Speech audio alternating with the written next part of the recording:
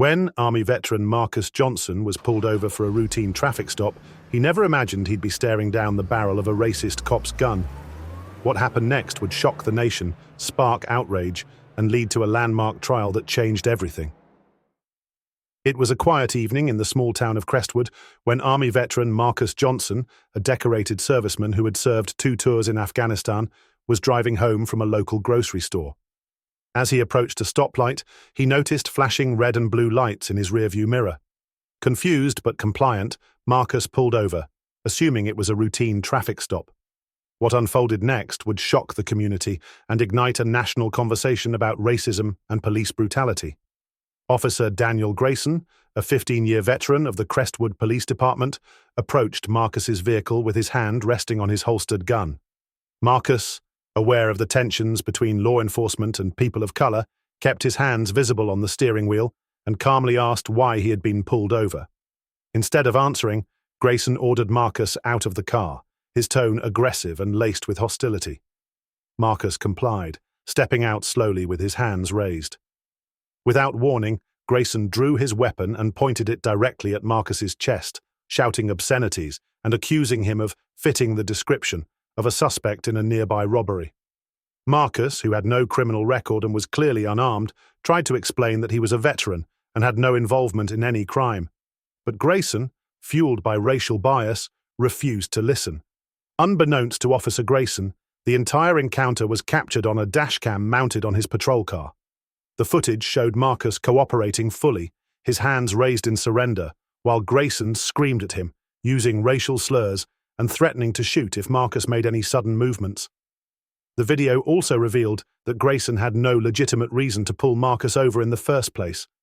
The description he cited was vague at best, and Marcus's vehicle bore no resemblance to the suspect's car. The footage quickly went viral after being leaked to the media, sparking outrage across the country.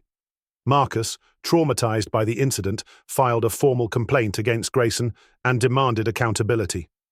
The Crestwood Police Department initially defended Grayson, claiming he had acted within protocol, but as public pressure mounted, the department was forced to reopen the investigation.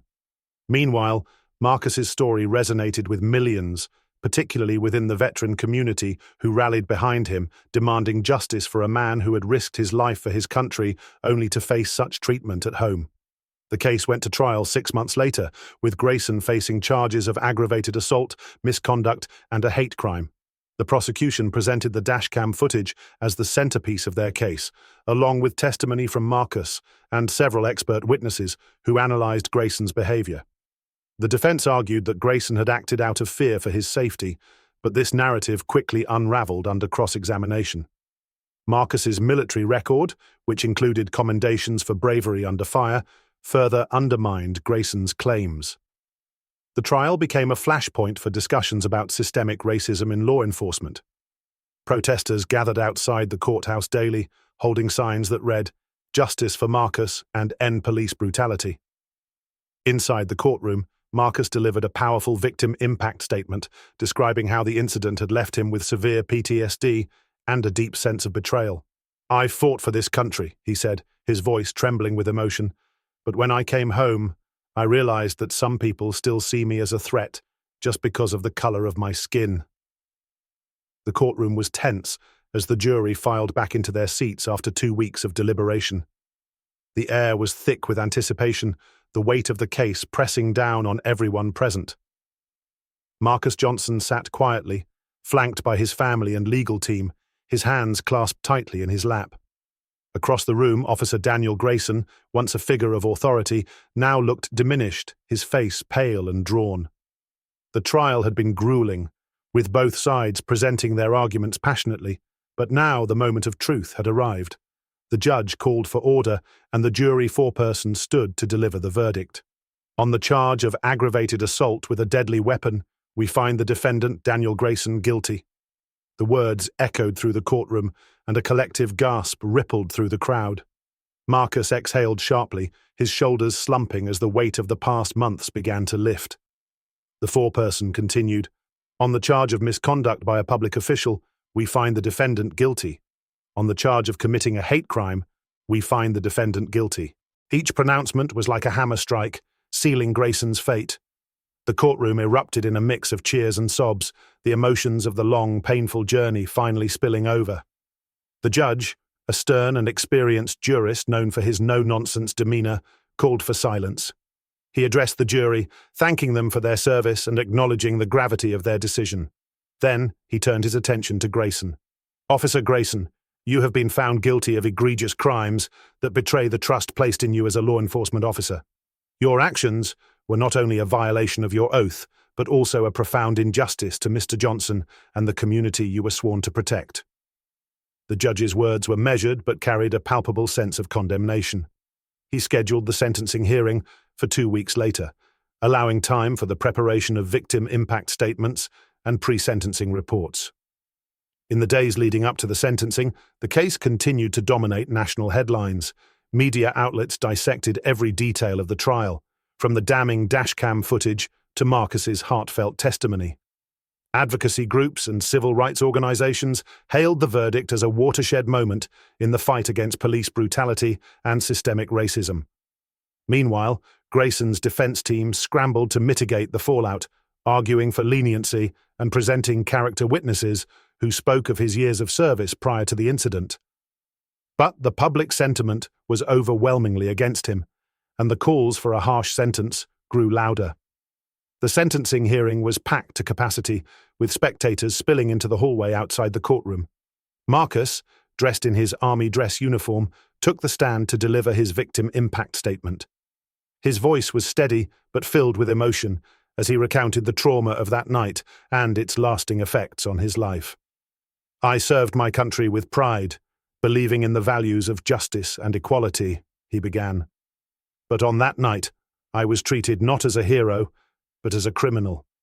I was dehumanized, threatened, and made to fear for my life, not by an enemy on the battlefield, but by someone who was supposed to protect me." He spoke of the sleepless nights, the anxiety that now accompanied every interaction with law enforcement, and the deep sense of betrayal he felt. "This isn't just about me," he concluded. "It's about every person who has ever been targeted because of their race. It's about holding those in power accountable for their actions." Marcus's words left the courtroom in stunned silence. Even Grayson, who had maintained a stoic demeanor throughout the trial, seemed shaken. When it was his turn to speak, he offered a halting apology, claiming that fear and stress had clouded his judgment.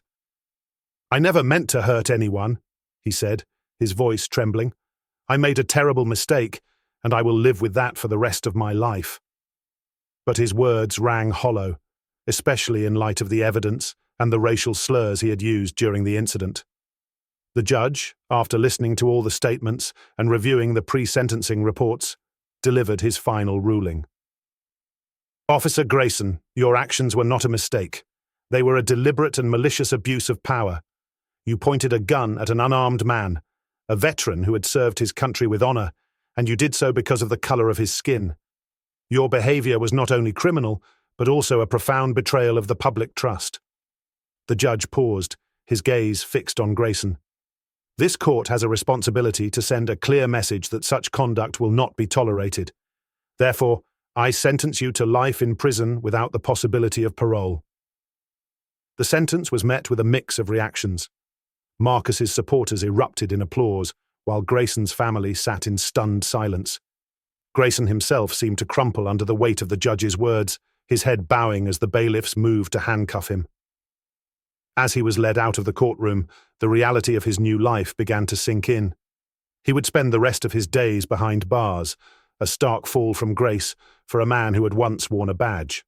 For Marcus, the verdict and sentencing brought a sense of closure, but they also marked the beginning of a new chapter. In the weeks that followed, he became a vocal advocate for police reform, speaking at rallies and working with organizations dedicated to combating racial injustice. His story resonated with millions, inspiring others to share their own experiences and demand change. The case also prompted the Crestwood Police Department to implement sweeping reforms, including mandatory bias training and the establishment of a civilian oversight board. The trial of Daniel Grayson became a landmark case, cited in legal textbooks and discussions about police accountability.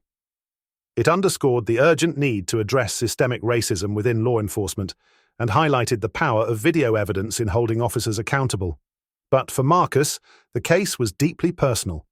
It was about reclaiming his dignity and ensuring that no one else would have to endure what he had. "This isn't the end," he often said. "It's just the beginning of a much larger fight. And I won't stop until we see real change." In the months following the trial, the Crestwood Police Department implemented sweeping reforms, including mandatory bias training and the establishment of a civilian oversight board. Marcus became an advocate for police accountability, working with organizations to promote transparency and fairness in law enforcement. Though the scars of that night would never fully heal, he found solace in knowing that his ordeal had sparked change. As for Grayson, his life sentence served as a stark reminder of the consequences of hatred and prejudice. His case became a cautionary tale, a symbol of the urgent need to address the deep-seated issues of racism that continue to plague society. And for Marcus Johnson, it was a testament to the power of resilience and the enduring fight for justice.